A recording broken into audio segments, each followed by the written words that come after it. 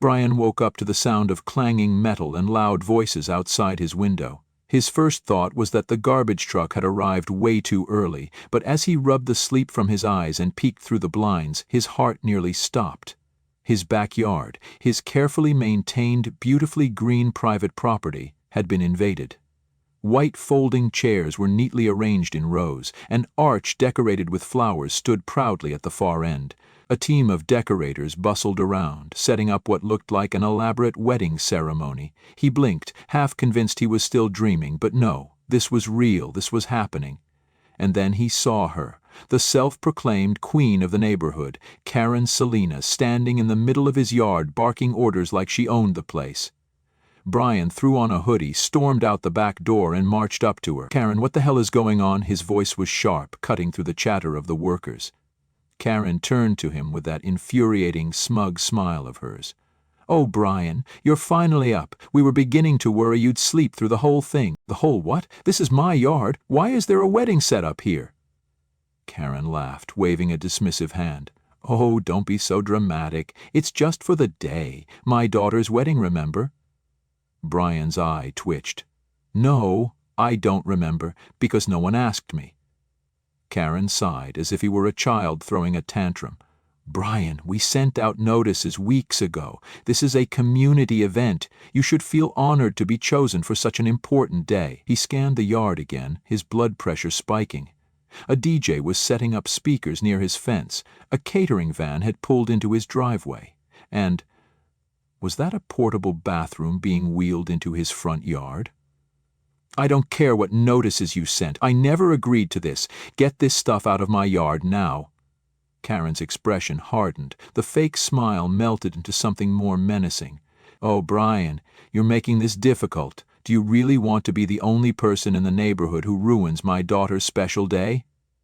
Brian clenched his fists.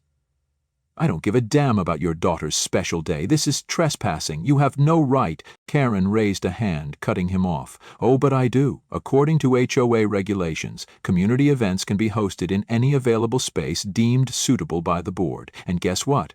We deemed your yard suitable."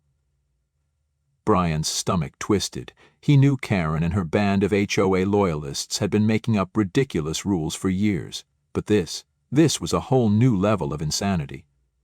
"You can't just—" "Oh, but we can," Karen interrupted sweetly. "And unless you'd like to rack up some rather hefty fines for, let's see, an unsightly lawn, unauthorized external modifications, and, parking violations." Brian's jaw tightened. She was threatening him. She had already decided this was happening, and the so-called fines were just her way of twisting his arm. He took a deep breath. He needed to think. He needed a plan. The wedding was happening in less than 6 hours. The yard was already halfway transformed into a venue. The caterers were unloading trays of food. The florist was draping flowers over everything in sight. A group of giddy bridesmaids were taking selfies by his koi pond. Brian stormed back into his house and slammed the door shut. His brain was on fire. There had to be a way to turn this around. If Karen wanted a war, she was going to get one. He picked up his phone, considering his options. The police? No, Karen had made sure to wrap this whole thing in enough bogus HOA red tape to make it look official.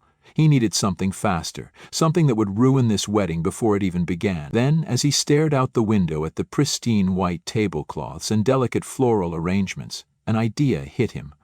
A wicked, brilliant idea. His property had an old underground sprinkler system, one he never used because the water that came out was disgusting.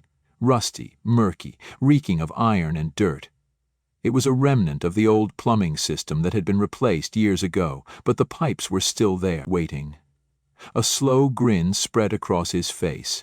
Karen wanted a wedding in his yard? Fine. She would get exactly what she asked for. Brian wasted no time. He headed to the garage, pulled out his toolbox, and got to work. If everything went according to plan, this wedding was about to become the biggest disaster the neighborhood had ever seen. Brian paced in his kitchen, gripping his coffee mug like it was the only thing keeping him from throwing something. He had spent years dealing with the nonsense from Karen and her HOA minions, but this was on a whole new level. She had turned his backyard into a full-blown wedding venue without his permission. And the worst part? She knew exactly how to manipulate the system to get away with it. He had to be smart about this. He had to hit back in a way that would make sure she never pulled something like this again. The sound of laughter outside made his blood boil. He peeked through the blinds, watching as a group of bridesmaids posed in front of the arch set up near his fence. A few of them even had the audacity to wave at him, completely oblivious to the fact that he had never agreed to any of this. The caterers were setting up tables, lining them with expensive-looking dinnerware. The DJ was testing the sound system near the porch. His yard looked like something out of a bridal magazine, and yet he was the only person in this entire equation who hadn't been consulted. His phone buzzed. It was Daniel, one of the few reasonable people in the neighborhood. "Brian?" Daniel sighed as soon as he picked up. "I heard about what's happening, man. I don't even know what to say." "You could start by telling me how Karen thinks she can get away with this," Brian snapped. Daniel hesitated. "Look, you know how she is. She twisted the HOA rules just enough to make it seem like she's within her rights. She bullied the board into approving this, and if you try to fight it, she'll probably hit you with so many fake violations you won't know which way is up." Brian rubbed his temples. He already knew that much. "Then I need to do something she can't argue with, something legal, but something that'll ruin this whole thing." There was silence on the other end for a moment before Daniel spoke again, lowering his voice. "You didn't hear this from me, but I found out something interesting. Karen didn't just choose your yard because she thought it was pretty. She chose it because she spent the HOA's event fund on herself. There was supposed to be a real venue, but she blew the budget on personal expenses. So she made up some HOA nonsense to force you into this." Brian felt his grip on the phone tighten. Of course she had. The level of entitlement was unbelievable, but now he had an angle. Karen wasn't just being a tyrant, she was covering up her own mistakes. "Thanks for telling me," Brian muttered. "Now I just need to make sure this wedding doesn't go as planned." He ended the call and turned back to the window. His eyes locked onto the sprinkler system controls in the garage. That nasty old water had been sitting in the underground pipes for years. One flick of a switch and his entire yard would turn into a swamp of rusty, muddy chaos, but he needed to time it perfectly. If he did it too soon, Karen would find a way to recover. He had to wait until just the right moment, when everything was set up, when the guests were settled, when the bride was about to walk down the aisle. He had to make sure it was a disaster Karen would never forget. Just as he was planning, there was a knock at his door. He opened it to find a man in a tuxedo standing there, looking a little uneasy. "Hey, you must be Brian," the man said. "I'm Michael. I'm the groom." Brian narrowed his eyes. "You're the guy marrying Karen's daughter?" Michael scratched the back of his head. "Yeah, look. I just wanted to say, I had no idea she was doing all this. I thought we had a real venue booked. I didn't even know this was someone's private property until this morning." Brian studied him for a moment. He seemed genuine. "So, you're saying Karen lied to everyone?" Michael exhaled. "I'm saying I wouldn't put it past her. She's been controlling every detail of this wedding. Emily, my fiancée, wanted something small, but Karen turned it into this. And now I'm standing in a stranger's doorway apologizing for something I didn't even do." Brian crossed his arms. "You realize you're about to marry into this, right?" Michael gave a dry laugh. "Trust me, I've been having second thoughts." He ran a hand down his face. "I just wanted to say I get why you're mad. If I were you, I'd be losing my mind." Brian sighed. As much as he wanted to hate everyone involved in this, he couldn't help but feel a little sorry for the guy. "Well, you're not wrong." He glanced past Michael to see Karen on the other side of the yard, directing more vendors like a dictator overseeing a kingdom. His frustration flared again. "Look, man, I appreciate you coming over here, but this wedding is a complete joke, and I'm not just going to sit back and let her walk all over me." Michael nodded. "Fair enough. Whatever you're about to do, maybe don't destroy the whole wedding. Emily doesn't deserve that." Brian considered that for a second. Then he shrugged. "No promises." Michael sighed, but didn't argue. He just gave Brian a nod and walked back toward the chaos. Brian shut the door and checked the time. 2 hours until the ceremony. That gave him just enough time to fine-tune his plan. You didn't tell your daughter that this wasn't actually a venue, that you didn't even bother to book a real place because you spent the HOA event fund on yourself. The crowd gasped. Phones were up now, filming every second of the chaos. Karen Sina's face drained of color. Emily turned to her mother, eyes wide. You told me everything was taken care of. You said we had a beautiful outdoor venue booked. Karen floundered, her voice cracking. Sweetie, You lied to me. Emily's voice rose, high and raw. You used someone's private property? You didn't even ask him? By now the groom's family was stepping back, distancing themselves from the bride's side. Their polite smiles had vanished, replaced with tight-lipped disapproval. One woman muttered, "Unbelievable." Michael stepped forward, rubbing his temples as if trying to massage away the second-hand embarrassment. Wow, this just keeps getting worse. He turned to Emily. You knew your mom was controlling, but this is next-level insanity. Emily shook her head furiously. I didn't know. I swear I didn't know. Michael took a long breath and then slowly exhaled. I need to think. With that he turned and walked away, leaving Emily standing alone in the soggy wreckage of her would-be wedding. Karen, in desperation, turned back to the remaining guests. All right, everyone, let's calm down. We can fix this. We'll just move the wedding inside. Brian laughed from his porch. Into my house? That's cute. Get off my property before I call the cops. Karen's eyes burned with rage, but she had no retort, not one anyone would believe now.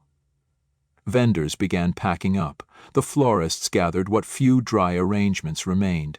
The DJ shook his head at his ruined speakers. The caterers argued in low tones near their van, glancing between the mud and the guests with growing frustration. Emily, still standing in her ruined gown, was trembling. Her mascara had run in streaks down her cheeks. The once bright lace of her dress was now a mess of rust-colored stains and wet clumps of tulle. She looked to her mother one last time, voice breaking. The wedding is ruined. It's over. And it's all because you couldn't just do things the right way. Karen reached out a hand, but Emily stepped back. Michael returned then, eyes calmer but voice firmer. You know, I was trying to ignore the red flags, the way your mom treated people, the way she controlled everything. I thought maybe, just maybe, it would stop after the wedding. But this... He gestured to the swampy disaster around them. This isn't a wedding. This is a preview of the rest of my life, and I don't want to spend it cleaning up after your mother's messes. Emily gasped. You're breaking up with me? At our wedding? Michael shook his head. What wedding? There's nothing left, and honestly, I think this is a sign. I can't marry into this. Another collective gasp came from the onlookers. Karen's jaw dropped. Michael, wait! This is just the stress talking. We can fix this. Michael turned to her, calm but resolute. No, Karen, we can't.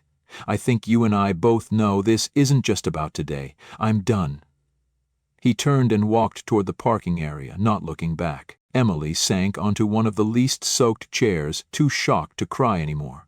She stared at the ground, then at her hands, then at the mud staining her dress like a warning she should have seen coming. That was when Daniel stepped forward, the only decent HOA board member Brian had ever respected. He rubbed the back of his neck. Karen, we need to talk. Karen snapped. Not now, Daniel. No. Now, he replied more firmly. I got a call from a few of the other board members. Seems word's getting around that you didn't actually have permission to do any of this. Karen crossed her arms. Oh, don't be dramatic. It was a simple misunderstanding.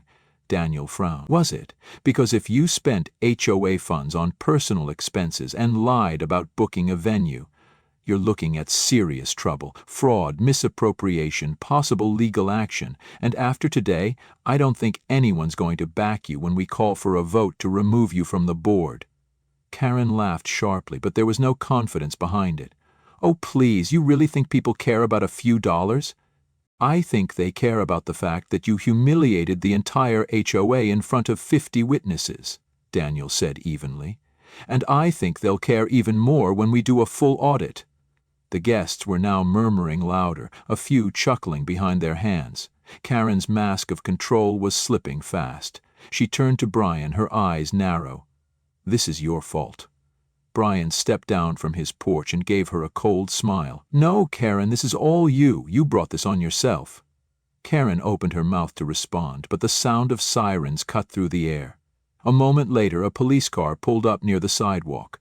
2 officers stepped out, looking around the soaked yard. One approached. "Good evening. We've had a report of an unauthorized event on private property and a potential misuse of HOA funds. We need to ask a few questions." Karen's face turned sheet white. Brian leaned on the railing and sipped his coffee. "Better talk to the woman in the mud-stained heels. She'll have all the answers." Karen tried to compose herself. "Officers, this is all a misunderstanding." The second officer held up a hand. "Ma'am, we'll get your statement. Please step aside." The guests were leaving now, shaking their heads, whispering to each other. Someone was already uploading footage online. The neighborhood group chat was exploding. Daniel walked up beside Brian and chuckled low. "Man, I've got to say, that was something else." Brian exhaled slowly, surveying the disaster. "Yeah, I'll be cleaning up mud and flower petals for a month, but it was worth it." He glanced over at Karen, now speaking frantically to the officers while trying to keep her balance in the soft earth. She thought she could just do whatever she wanted. "Like this neighborhood was her personal kingdom," Brian said. Daniel smirked. "Well, it looks like the kingdom's crumbling." That night, the neighborhood was quiet. For the first time in years, Brian felt peace settle over his yard. No Karen Selina watching his every move. No HOA violations mysteriously appearing in his mailbox. Just a yard full of ruined wedding decorations, and the sweet satisfaction of justice served, muddy and cold. The next morning, Brian stood at the edge of his lawn with a cup of coffee, surveying the aftermath. The once beautiful arch was now leaning like the mast of a sunken ship. Broken dishes and soaked napkins littered the grass. The cake had collapsed into a pile of frosted ruin, and the portable toilet, still standing but crooked, like a monument to poor decisions. He chuckled and shook his head. Across the street, Karen's house was dark. The blinds were closed, no movement. Rumors were already flying that she was planning to sell and disappear before the audit could catch up with her.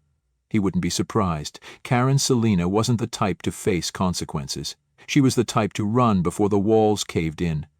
Just as he turned to go back inside, he noticed someone standing in the driveway. Michael. The almost groom, hands in his pockets, tie gone, looking exhausted. Brian raised an eyebrow. "Didn't think I'd see you around here again." Michael gave a dry laugh. "Yeah, well, I needed closure, I guess." He looked around at the wreckage. "This place got wrecked," Brian smirked. "You should have seen it live. I think one of the sprinklers launched a meatball halfway to the neighbor's deck." Michael snorted. "Honestly, I don't know whether to thank you or be mad. You ruined the wedding, but you might have saved my life." Brian tilted his head. "So, it's officially over?" Michael nodded. "Emily tried to call me this morning, but I think we both know it wouldn't work out. Last night was a wake-up call." Brian clapped a hand on his shoulder. "Well, you dodged a hurricane." Michael grinned. "Yeah, and I owe you one." As he walked off down the street, Brian watched him go, sipping his coffee. Then his phone buzzed. A message from Daniel. "HOA emergency meeting tomorrow. Final vote: dissolve or rebuild. Bring popcorn." Brian smiled. Oh, he'd be there, and this time he'd be sitting in the front row with his sprinkler remote in his pocket, just in case. She had stood by and let her mother trample over other people's boundaries for years. Now she was just collateral in the collapse. Karen Selina stood frozen in the middle of Brian's muddy backyard, surrounded by the ruins of her delusion. The elegant white chairs were toppled or stained brown. The once pristine floral arch drooped with waterlogged petals, and the remnants of a wedding cake were slowly dissolving into the ground like a sugary landslide. Her dress was soaked and splattered with mud. Her hair had frizzed in the humidity. Her voice, once commanding and sharp, had faded into the background hum of muttering guests and the low groan of disappointment. Brian watched from his porch, arms crossed, expression unreadable. He didn't need to say anything else. The look alone said, "You brought this on yourself." Emily sat on a half-collapsed chair, hugging her arms tightly. The reality was sinking in now. Her wedding was over, not postponed, not moved, over. Her makeup streaked down her face in dark trails, her lace gown sagged from the weight of moisture, and the man she loved had just walked away in front of everyone. She turned toward her mother, voice low but cutting. "You told me everything was taken care of. You promised me this would be perfect." Karen forced a tight smile, the same performative grin she'd used on HOA boards and nosy neighbors for years. "Sweetie, we can still—" "No, Mom, we can't," Emily snapped. "The wedding is over, it's ruined, and it's all because you couldn't just do things the right way." Karen blinked rapidly, trying to hold back tears or fury. It was hard to tell which. Her face twitched as she struggled to maintain control. Michael, who had remained silent for most of the meltdown, finally stepped forward. He ran a hand through his wet hair and let out a long breath. "You know, Emily," he said slowly, "I was trying to ignore the red flags, the way your mom controlled everything, the way she treated people like they existed to serve her, and how you kept making excuses for her." He gestured to the ruined yard. "But this is insane. I don't think I can do this anymore." Emily's eyes widened. "What are you saying?"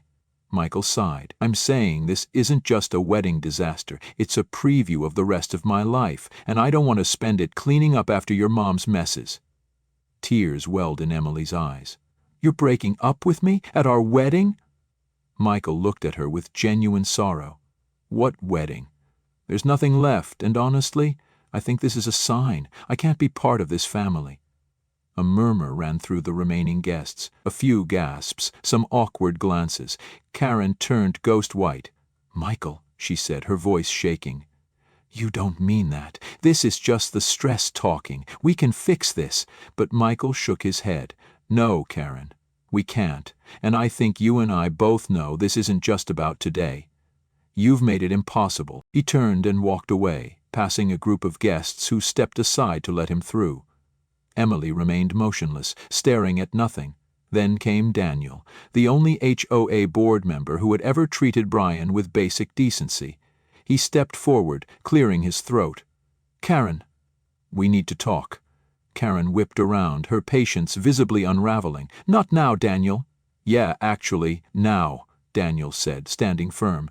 "I got a call earlier. A few of the other HOA board members have been asking questions. Word's spreading that you didn't have permission to do any of this, and there's talk that you used HOA funds for personal expenses." Karen's face twisted. "Of course not. That's ridiculous." Daniel crossed his arms. "Because if it's true, you could be looking at serious consequences. Fraud, misappropriation of funds, possible legal action, and after what happened here today, I don't think anyone's going to be on your side when it comes time to vote you out." Brian smirked. He could see Karen squirming, fighting to keep her crumbling kingdom intact. She let out a sharp laugh, but it was empty, brittle. "Oh, come on, Daniel, don't be dramatic. It was a simple misunderstanding. The HOA funds are fine." Daniel raised an eyebrow. "Then I guess you won't mind if we do a full audit." Karen's eye twitched. "That won't be necessary," she said stiffly. "Yeah," Daniel replied slowly and clearly. "I think it is." The whispers among the crowd grew louder. A few neighbors openly nodded in agreement. Phones were still recording. Someone was live streaming on Facebook. Karen's composure darkened. She turned to Brian, venom in her eyes. "This is your fault." Brian laughed. "Oh no, Karen, this is all you. You did this to yourself." She took a deep breath, as if summoning every ounce of control left in her. "You think you've won, don't you?" she said bitterly. Brian shrugged. "I think I'm finally getting my yard back. And I think you're about to have a lot more to worry about than me." Just then the sound of sirens cut through the late afternoon air.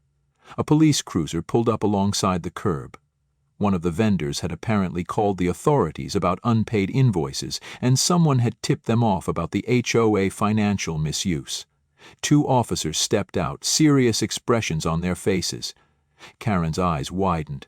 Her expression flickered from rage to panic in a heartbeat. Emily, had finally stopped crying.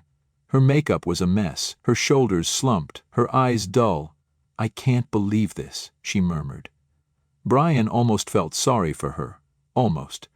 But then he remembered how she'd stood by, letting her mother bulldoze everyone in the neighborhood for years. This wasn't just one mistake.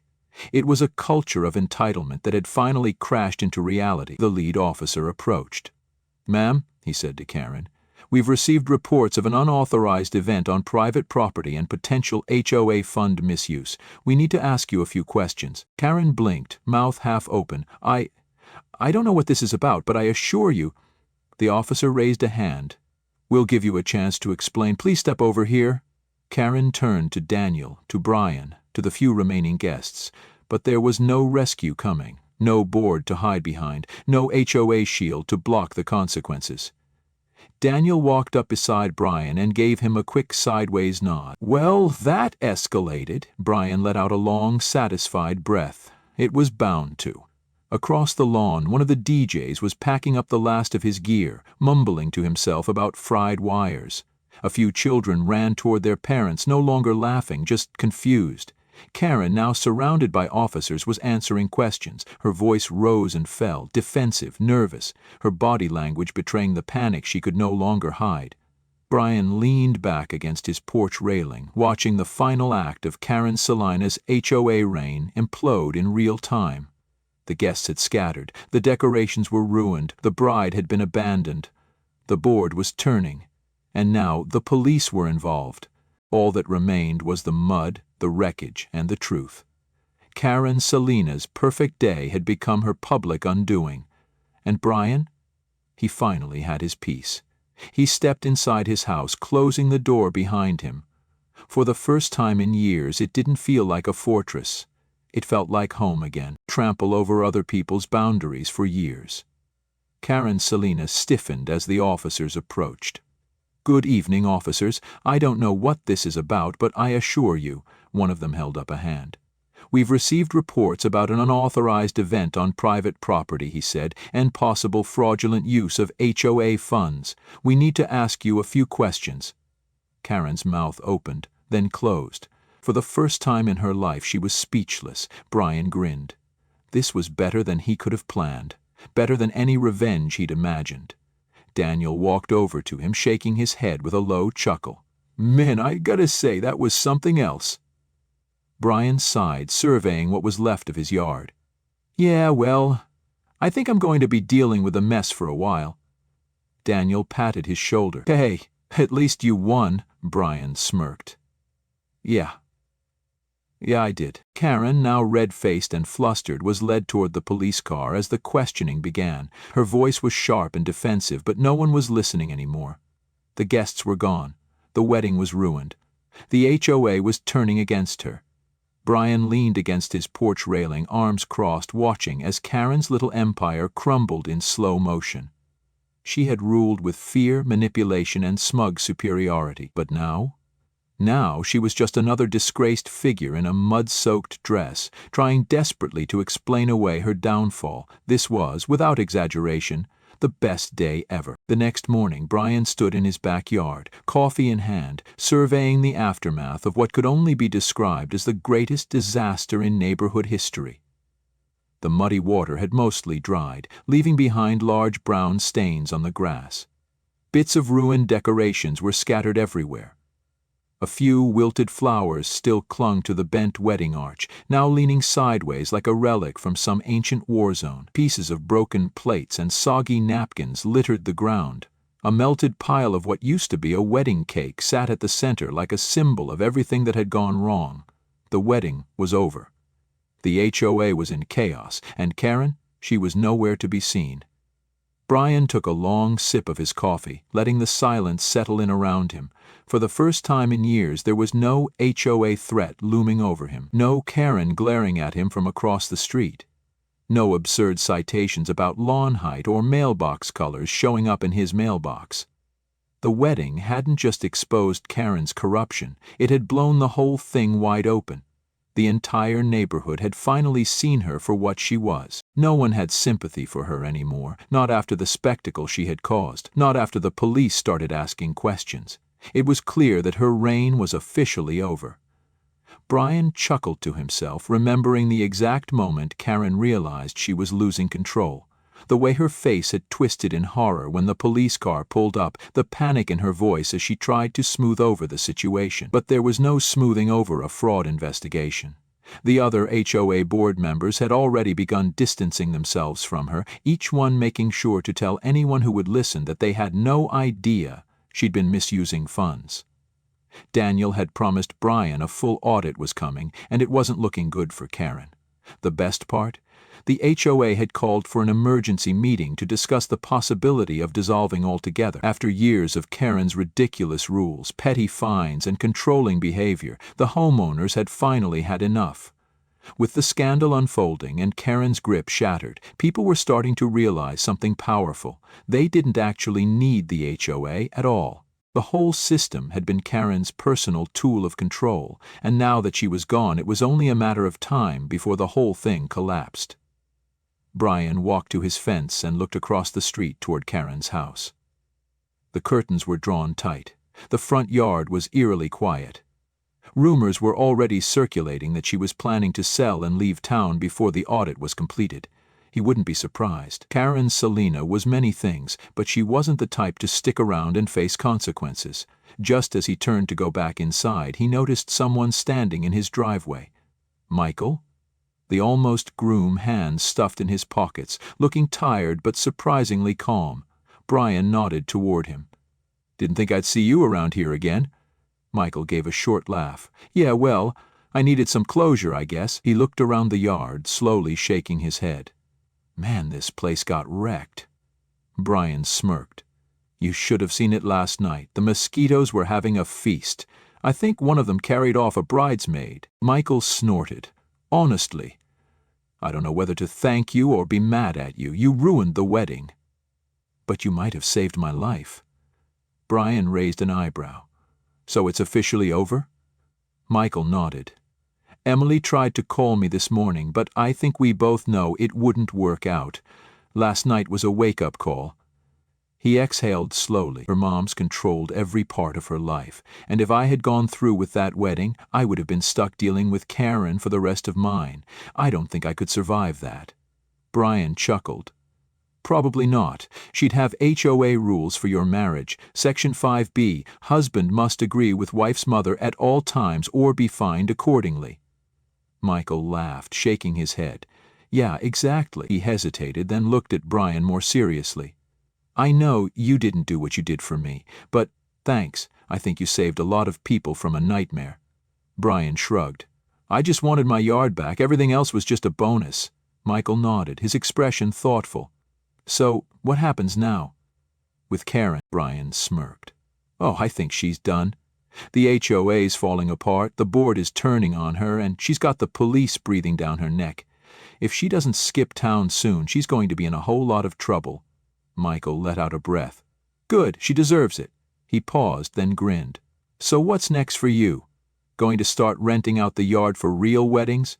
Brian laughed. "Yeah, right. I think I've had enough of that for one lifetime." Michael clapped him on the shoulder. "Well, if you ever change your mind, maybe consider charging next time." Brian smirked as Michael walked off down the sidewalk, shaking his head. As much of a disaster as the whole thing had been, it was oddly satisfying knowing he wasn't the only one who had walked away with a win. Later that evening, as the sun dipped below the tree line and the neighborhood settled into a rare and peaceful hush, Brian sat on his porch with his feet kicked up and a cold drink in his hand. It was funny, after all the chaos, the fighting, the threats, and the ridiculous fines. After everything Karen had done to make his life miserable, it had all come crashing down in a single night. He had spent years pushing back against her nonsense, and in the end all it had taken was one over-the-top wedding and a little dirty water to finally bring her down. He leaned back, stretching his legs out, feeling a rare and welcome calm settle over him. For the first time in a long time he felt truly relaxed. Then his phone buzzed, a message from Daniel. "HOA meeting tomorrow, final vote on whether we're disbanding, should be interesting. Bring popcorn." Brian grinned, shaking his head. Oh, he'd be there. After everything he'd been through, there was no way he was missing that.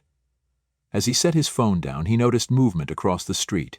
Karen's front door creaked open. For the first time since the disaster, she stepped outside.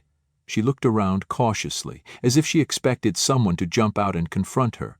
She was wearing oversized sunglasses, despite the fact that the sun was nearly down, and clutched her phone tightly in one hand. She hurried to her car, looking around nervously before climbing in and starting the engine. The tires screeched slightly as she pulled out of the driveway and sped off down the road.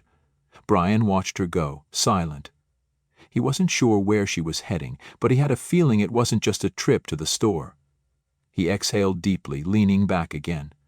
Maybe, just maybe, she was finally gone for good. He took another sip of his drink, eyes on the darkening sky. Peace, at last, at least until the next neighborhood disaster. Brian's story is more than just an outrageous HOA tale. It's a warning and a lesson. When petty power meets unchecked control, entire communities suffer. Karen's Selena thought she could bully, manipulate, and lie her way to the perfect wedding, even if it meant stealing Brian's backyard, draining the HOA's funds, and trampling on basic human respect. But justice has a way of finding its moment. In today's world, stories like this are becoming all too common. Power-hungry HOA boards, entitled neighbors, and communities left voiceless. Brian did what many wish they could. He stood up, fought back, and exposed the rot beneath the rules. Let this be a reminder. You don't have to stay silent. You don't have to let someone else dictate what peace looks like on your own property. If you've ever dealt with HOA nightmares or entitled neighbors, hit that follow and subscribe to HOA Revenge. We're telling real stories, exposing the absurd, and giving voice to those who finally fought back. Your yard, your rights, your story. Join the HOA Revenge community today, because justice sometimes needs a sprinkler system.